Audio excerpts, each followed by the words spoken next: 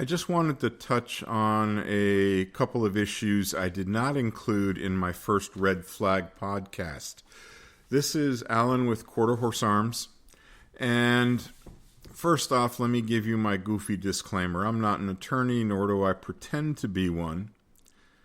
So, as far as the laws go in your state or what your rights are in your state, you need to check with an attorney, probably checking state laws as well.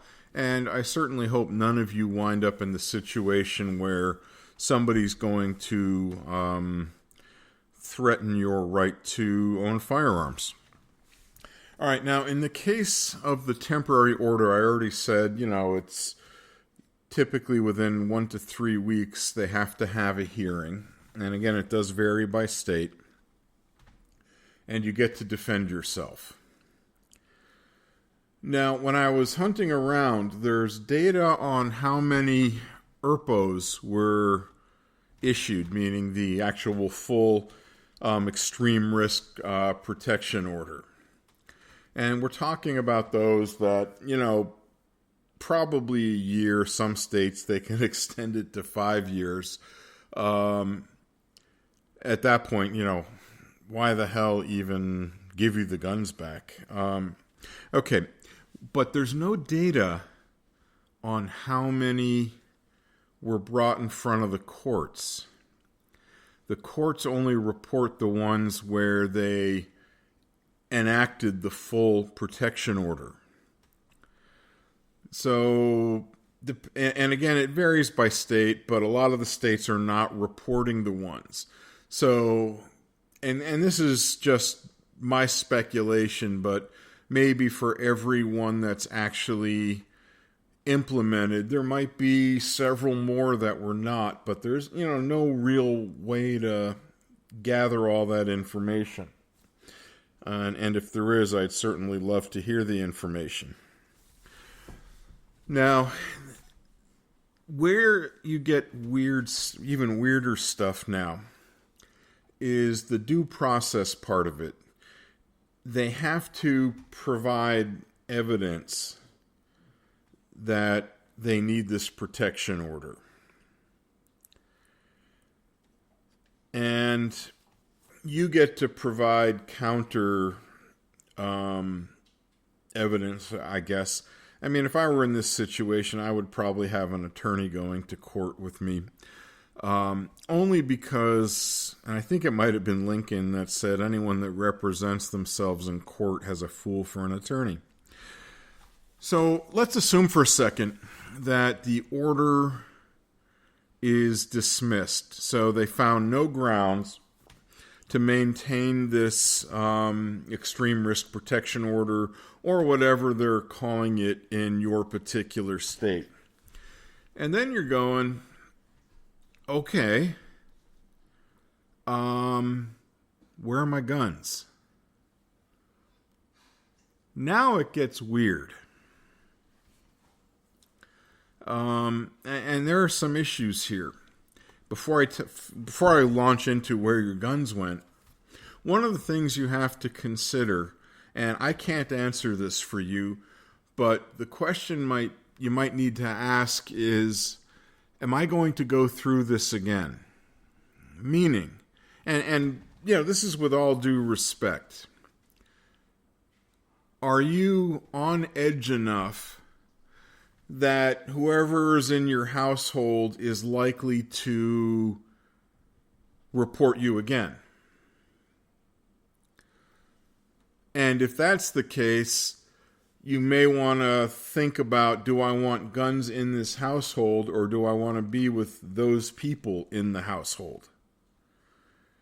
I mean, a lot of us, and statistically it's over 60% divorce rate.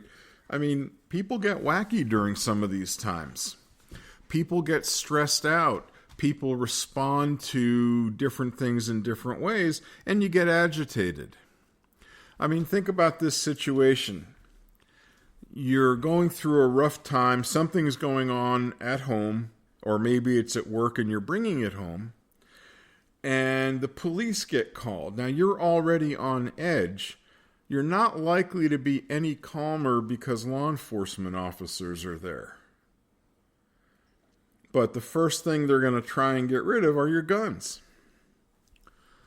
So if this winds up happening to you, for starters, don't let anyone take guns without giving you a receipt, meaning identifying exactly what they're taking by serial number, by model number, and by what the heck it is. I mean, is it a rifle, a pistol, a revolver, a shotgun, whatever.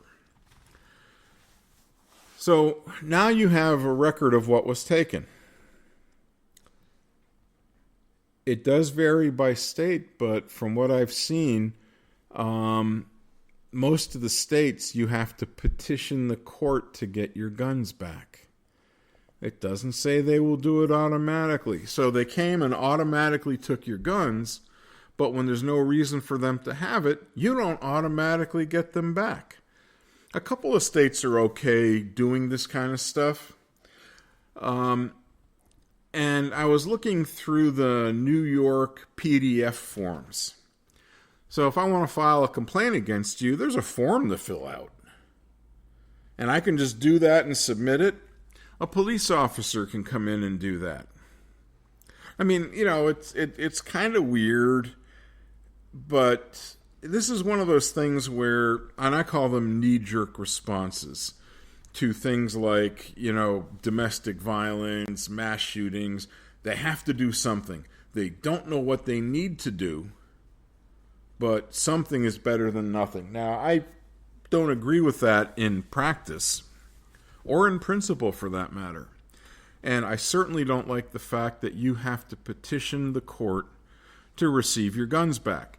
And on the New York form, and that was only because when I searched it out, it was at the top of the list. I did, you know, there was one for, I think, Maryland there and a few others.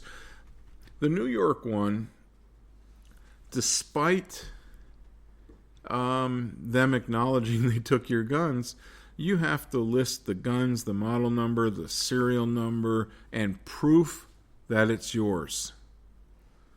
So they came and took it from you, but they don't have to return the property unless you can prove it's yours. That's the slimy part. I mean, imagine you were going hunting and you borrowed a buddy's hunting rifle. That gets weird. So you can lose your property and you may not get it back. I have a couple of pieces of information that showed about 2/3 of the time it didn't come back.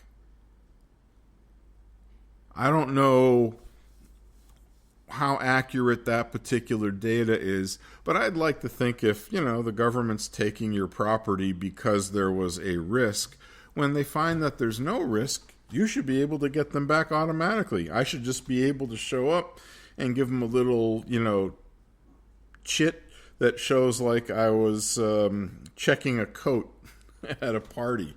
And they should be able to go, okay, hang on, Alan. We're going to go and get your stuff for you. Don't go away.